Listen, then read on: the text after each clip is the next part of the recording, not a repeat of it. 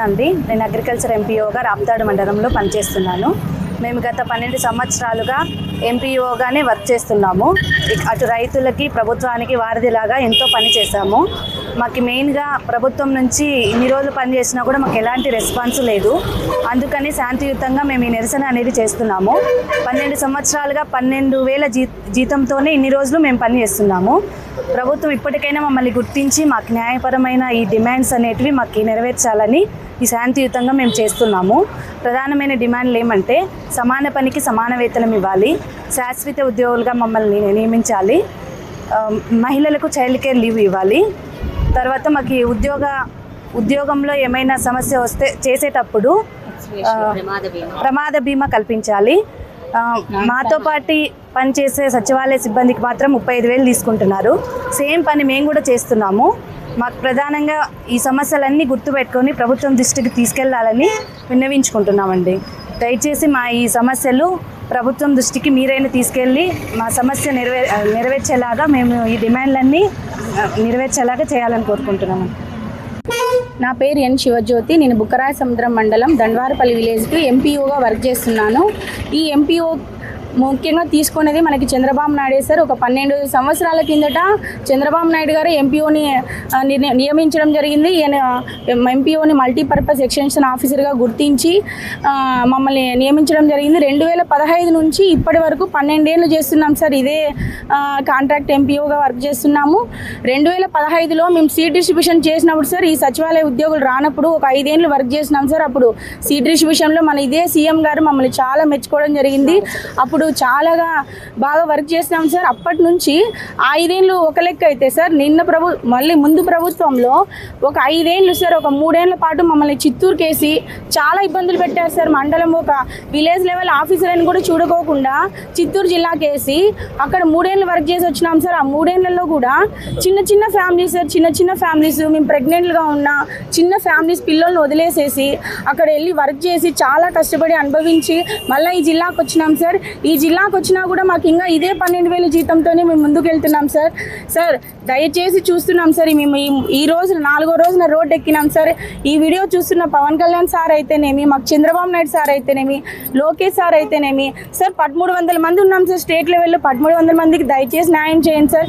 1300 మంది మాత్రమే కాదు సార్, అక్కడ కుటుంబాలు ఉన్నాయి సార్. మాకు చిన్న పిల్లలు ఉన్నారు, అత్తమామలు ఉన్నారు, వాళ్ళందరినీ పోషించుకోవాలి సార్. మేము ఈ 12,000 జీతంతో మేము అసలు సరిపోదు సార్. మాకు ఇప్పుడున్న రేట్లకి మాకు ఈ 12,000 జీతం ఏమాత్రం సరిపోదు సార్.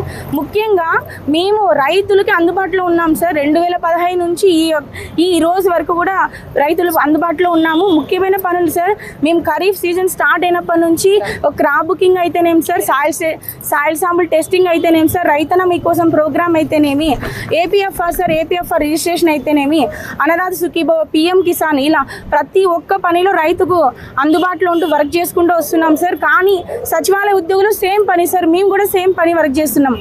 యాక్చువల్గా చెప్పాలంటే 2,000-3,000 ఎకరాల క్రాప్ బుకింగ్ చేస్తున్నాం సార్. మేము ప్రతి ఒక్కటి ఈ కష్టాన్ని మాకు గుర్తింపు రావట్లేదు సార్. ఇంతవరకు 12 ఏళ్ళ నుంచి ఇదే కష్టంతో, ఇదే 12,000 జీతంతోనే మేము ముందుకు వెళ్తున్నాము.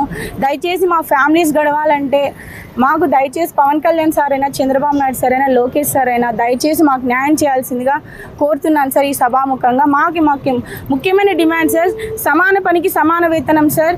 అలాగే నాన్ శాంక్షన్ పోస్ట్ నుండి శాంక్షన్ పోస్ట్కి కన్వర్ట్ చేయాలి సార్. ఇంకోటి ఉద్యోగ భద్రత సార్. మాకు ముఖ్యంగా మా ఫ్యామిలీస్ బాగుపడితే సార్ మిమ్మల్ని తలుచుకుంటాం మేము ఎప్పటికీ. అలాగనే ప్రమాదవశాత్తు ఏమైనా జరిగితే ఎంపీఓలకి ఎక్స్గ్రేషియా ప్రకటించాలి సార్. అలాగే మహిళా ఉద్యోగులకు చైల్డ్ కేర్ లీవ్స్ కూడా మంజూరు చేయాలని కోరుతున్నాం సార్. ఇవన్నీ మావి న్యాయమైన డిమాండ్లే సార్. మేము అంతకు మించి ఎక్కువ మిమ్మల్ని ఏం అడగట్లేదు సార్.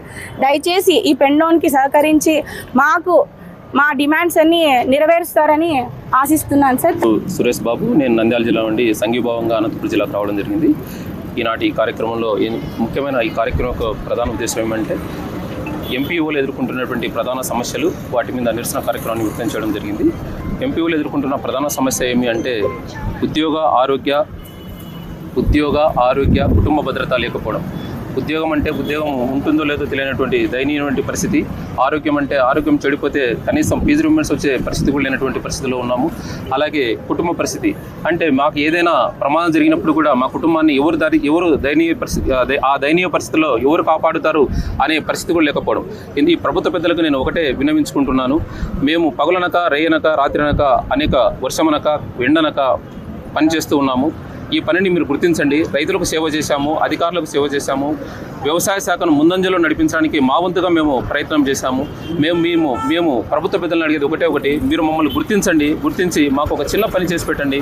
మా యొక్క చిన్న పని అంటే ఏమీ లేదండి, మీరు చేసే ఆ చిన్న ఒక్క పని మా కుటుంబ భవిష్యత్తును, మా పిల్లల భవిష్యత్తును ముందుకు తీసుకుపోవడానికి సహాయపడుతుందని, మా జీవితాల్లో వెలుగు నింపడానికి ఉపయోగపడుతుందని ప్రభుత్వాన్ని అడుగుతున్నాము, వినమ్రంగా అడుగుతున్నాము.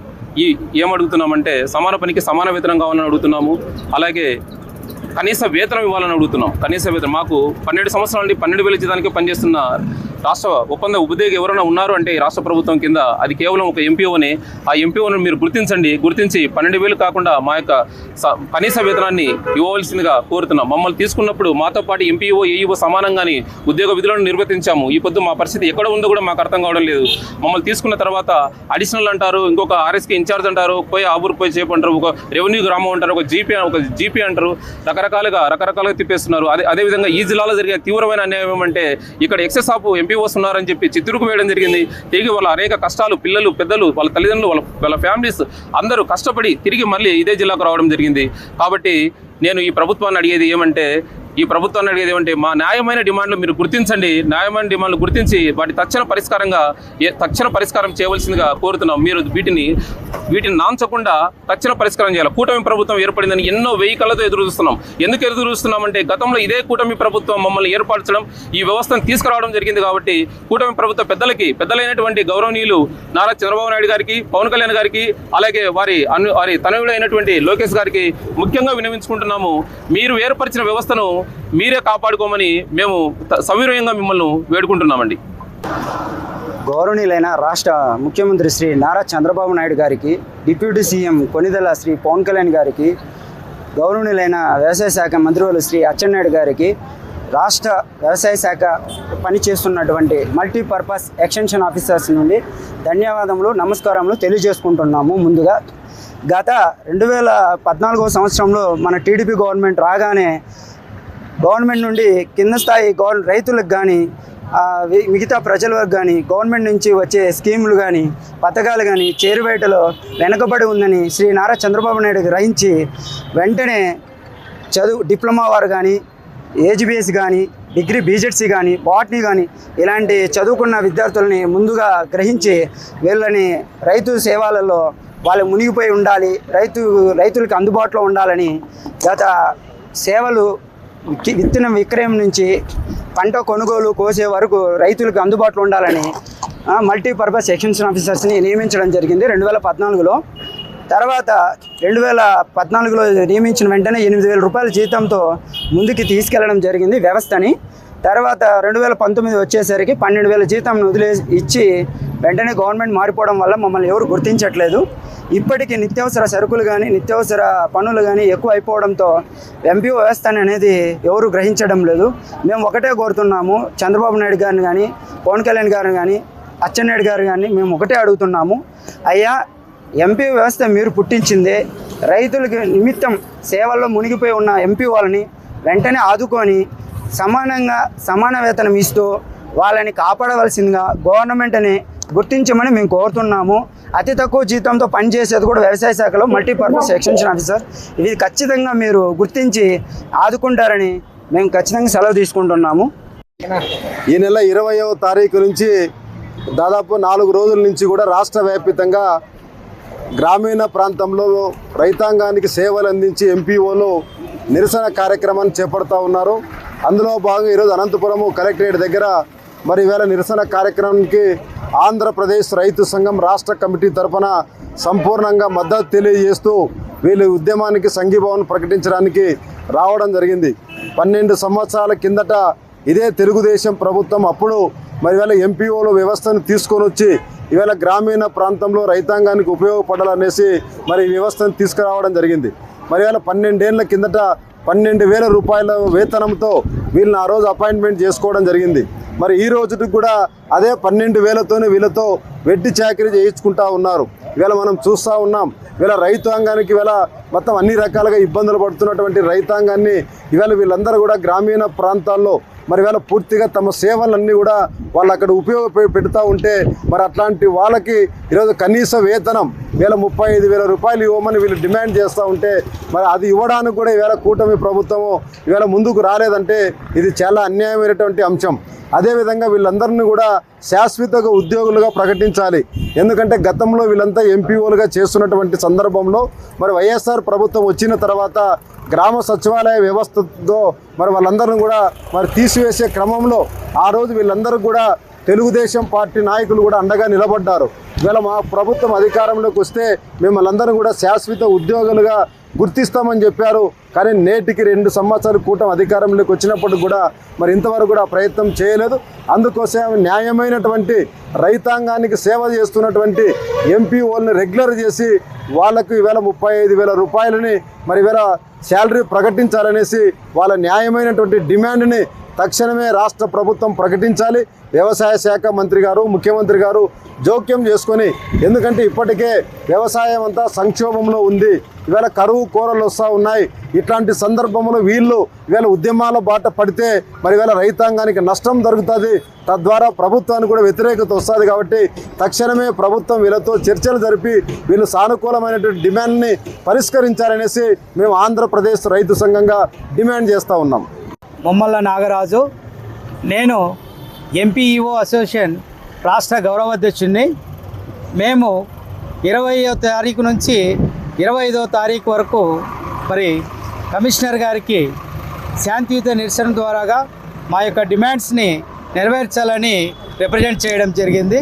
మరి పత్రికా మిత్రులు, మీడియా మిత్రులకు మీ అందరికీ తెలియజేయడం ఏమిటంటే, నిన్న మొన్న గత 3 రోజుల నుంచి జరిగినటువంటి ఉద్యమ స్ఫూర్తిలో భాగంగానే మా యొక్క ప్రధాన సమస్యలని మా ఈ శాంతియుత నిరసన కార్యక్రమంలో తెలియజేయడం ఏమిటంటే, మా అందరికీ 2014లో 8,000తో జీతంతో ఉద్యోగ నియామకం చేశారు. అక్కడ ఏ రాష్ట్రంలో లేని విధంగా డీక్రీస్ యాప్ ద్వారాగా, బయోమెట్రిక్ ద్వారాగా విత్తన పంపిణీ ప్రారంభం చేయడం జరిగింది అప్పటి కలెక్టర్ ఆధ్వర్యంలో. మరి టెక్నాలజీని ఉపయోగించేటువంటి గౌరవ ముఖ్యమంత్రి సీఎం గారి ఆదేశాల మేరతో ఆ రోజు 2014లో మేమందరూ అపాయింట్ అయ్యి ఈ రోజు వరకు కొనసాగుతున్నాము.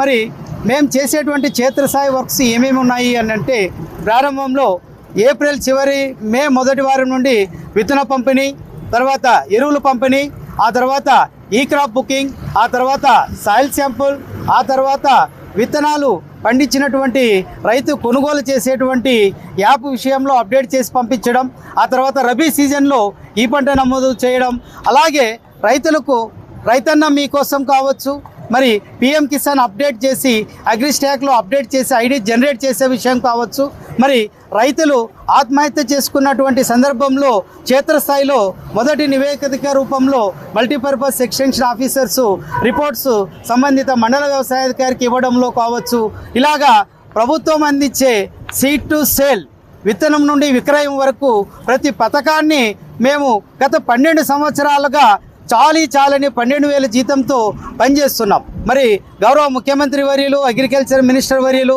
మరి గౌరవ నారా లోకేష్ గారు, మీరందరూ కూటమి ప్రభుత్వము 2019 ముందు అప్పటి నుంచి మేము పడ్డ కష్టాలని ఈ 2024 నుంచి అయినా ఆ కష్టాలు తప్పుతాయని చాలా ఎదురు చూసాము.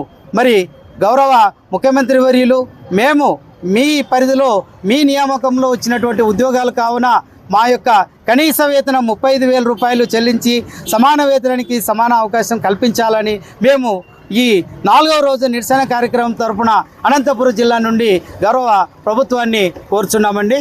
Thank you.